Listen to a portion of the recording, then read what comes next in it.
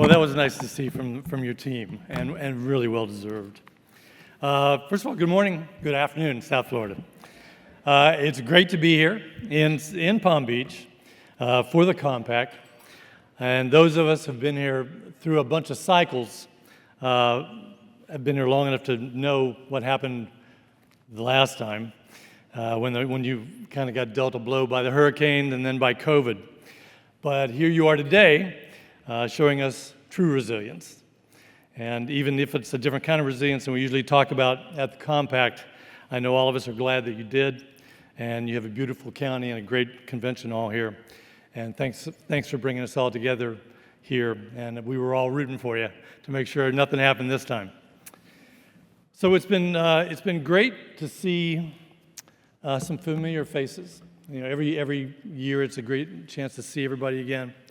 And we always get a chance to kind of catch up with each other on our challenges and our successes. These days, the catching up seems to also come with a checking up, as in, how are you coping with everything that's being thrown at us? How are you doing when the EPA is easing regulations on clean air and clean water? How are you doing when you feel our public lands are being auctioned off?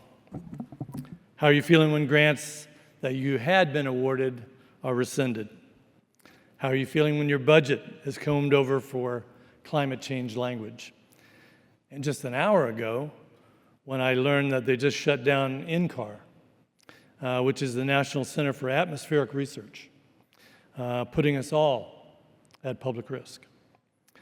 So we need that checkup, and we need to ask those hard questions, because right now it is on us, working together and taking care of each other to address the reality of what is happening. Since this Southeast Florida Climate Change Compact went into effect, the state has cut 394 jobs from the Florida Department of Environmental Protection, according to the latest report from the Environmental Impact Project. That's 19% of all the full-time jobs. The headwinds that are coming from both the federal government and the state government are requiring us to constantly adapt and tack different ways just to stay on our feet and move forward. Recently, we had the opportunity to speak to some of our international partners, catching up with leaders at a couple of very other important convenings. These were the Local Leaders Forum in Rio de Janeiro in November, this last November, where there were many cities from all over the world attending prior to COP30 in Belém, Brazil, and also one in London last week where Resilient Cities hosted a global meeting to discuss many initiatives happening around the world.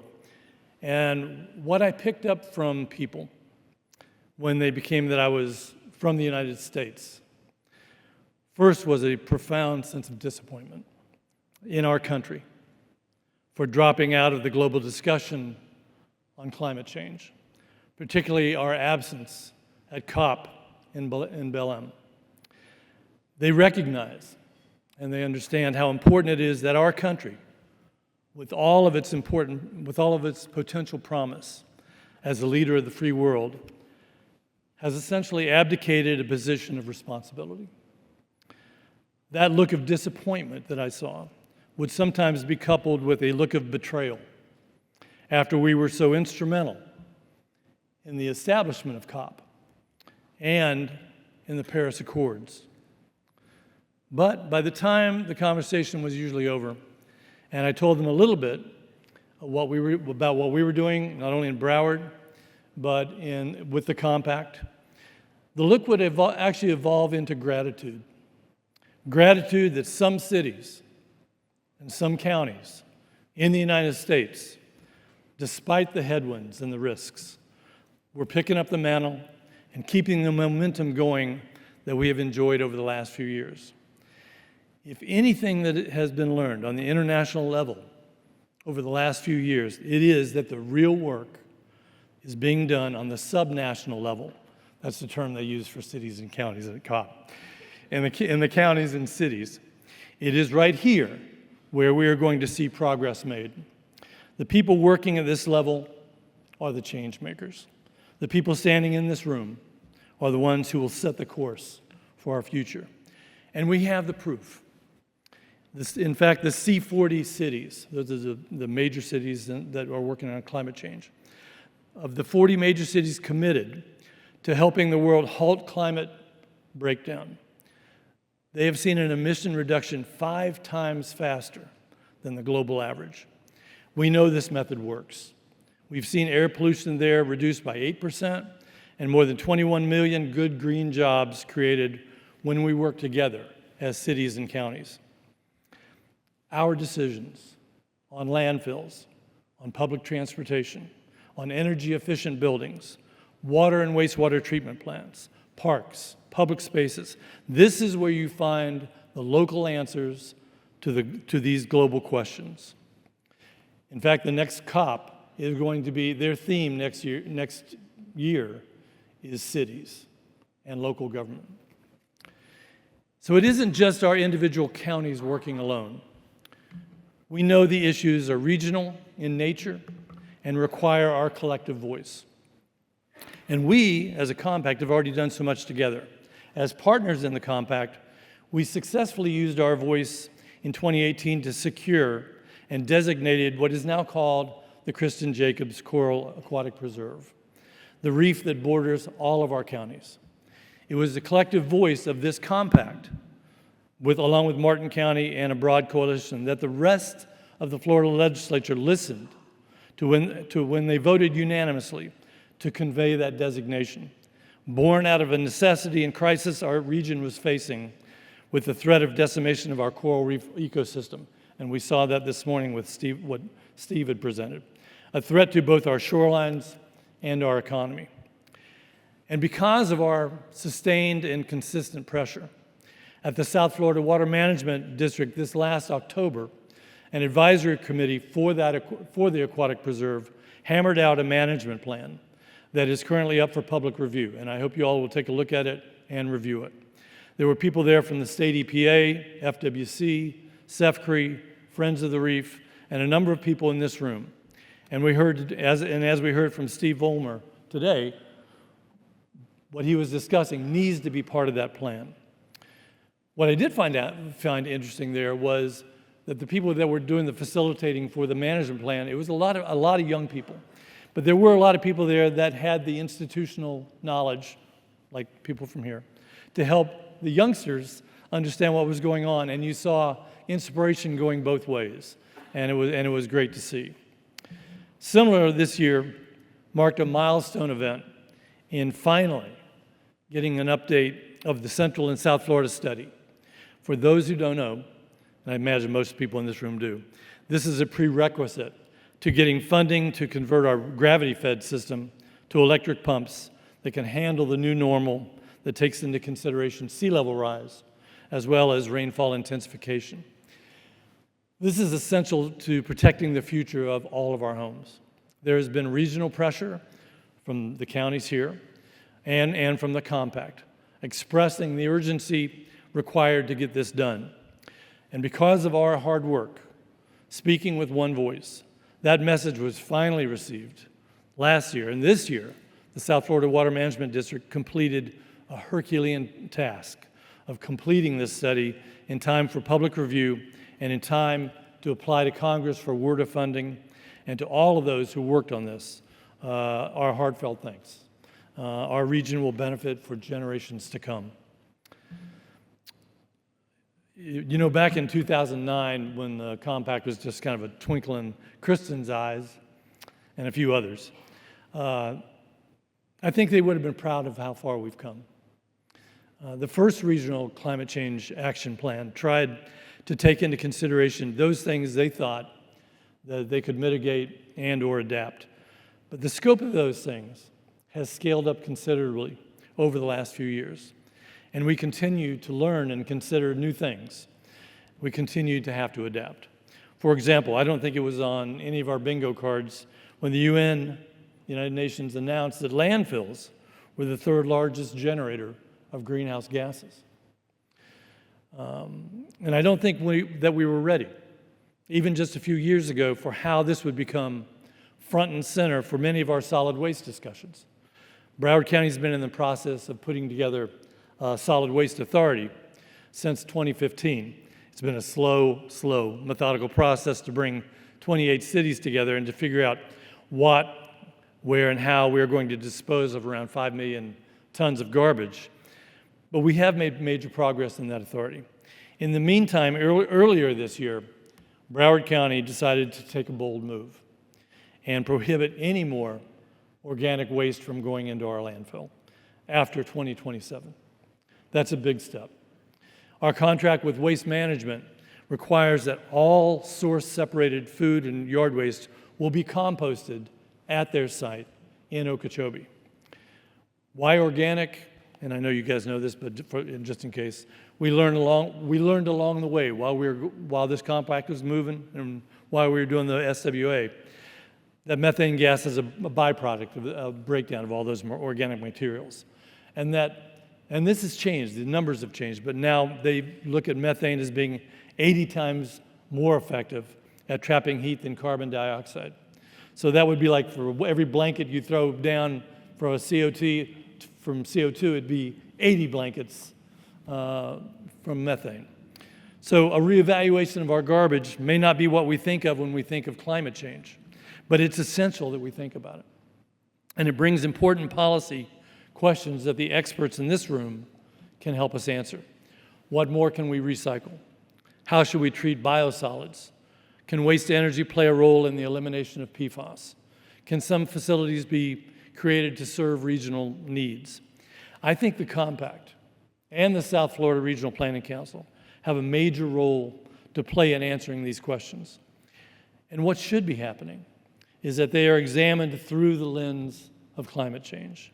When we are ground level, when we are ground zero for sea level rise, we do not want to be the cause of our own demise.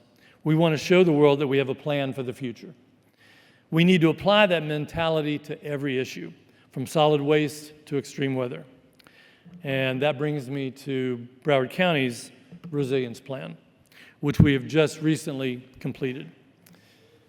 For the last 4 years, the county's resilience team has engaged a number of consultants to create a blueprint for how we will get through the next 50 years, knowing what's at stake and what's in front of us.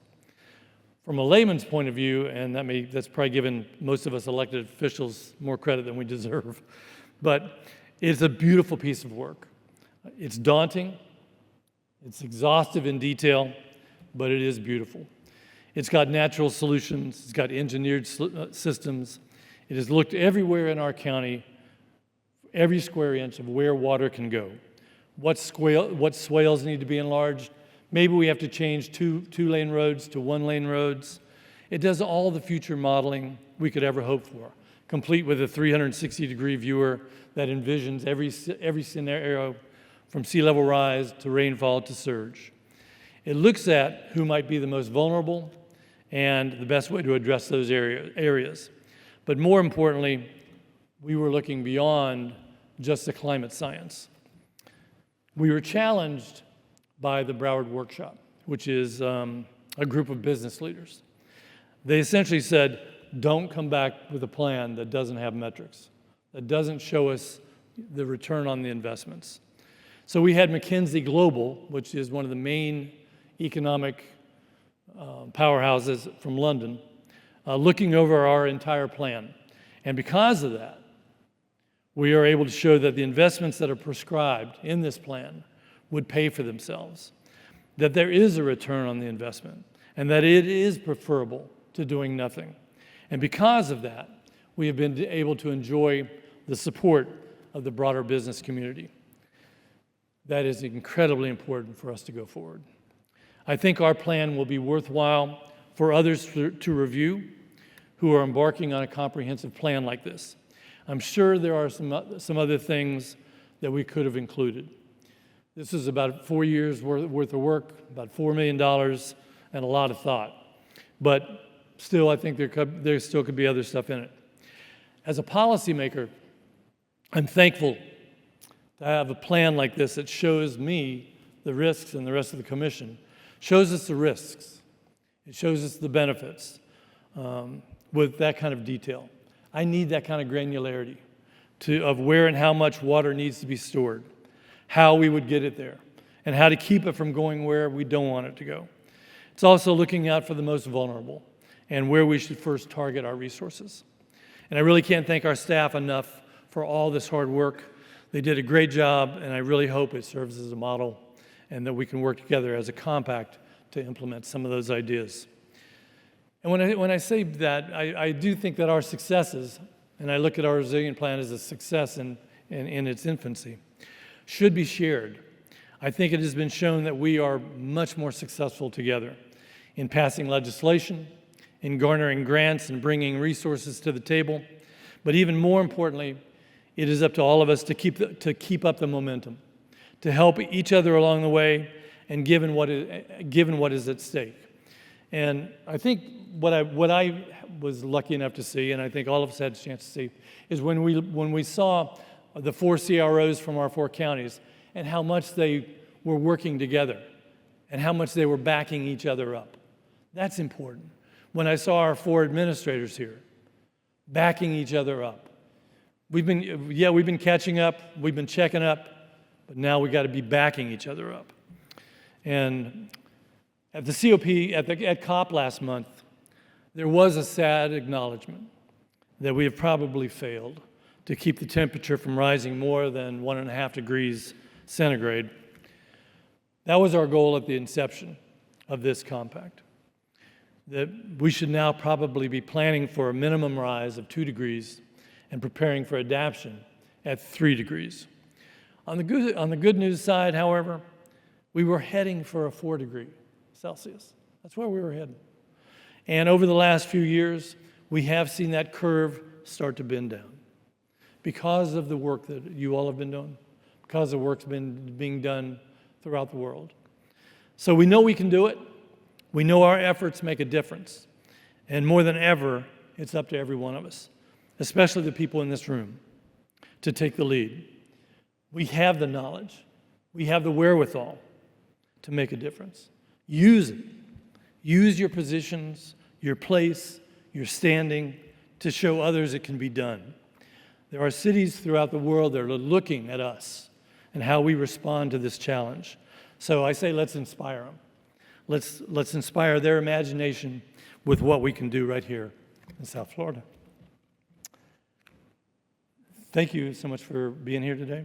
Thank you to the organizers. Megan, you've done a great job, and your team. I do want to invite everybody to Broward County next year. As you heard from our administrator, we have a new hotel, we've got a new convention center. Can't wait to do it. There's also I think Jennifer asked, we have an event, Resilience Broward, on Thursday, February 26th, 7:30 to noon, focused on economic strategies and solutions for the future. Lastly, it's been great being here today. Great panels. I think you've inspired our imagination.